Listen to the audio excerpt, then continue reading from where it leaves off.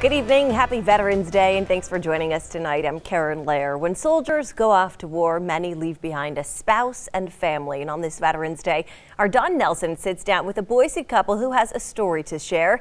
As a matter of fact, they decided to put pen to paper and write an entire book about it.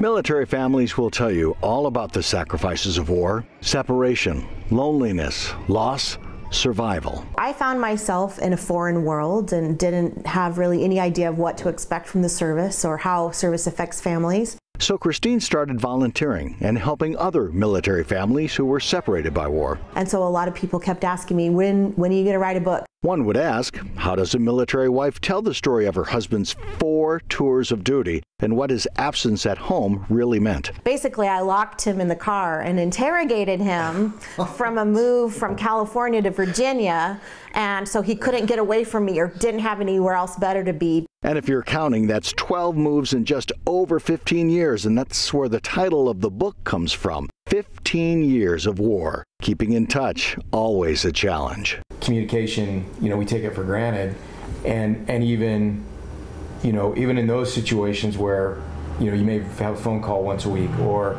the satellite phone sounds echoey, or, internet service went down, or, anytime we had a casualty, all communications with the outside world get shut off. Christine will never forget one of their last overseas phone calls. So this last movie calls me from Iraq and says, "I'm done."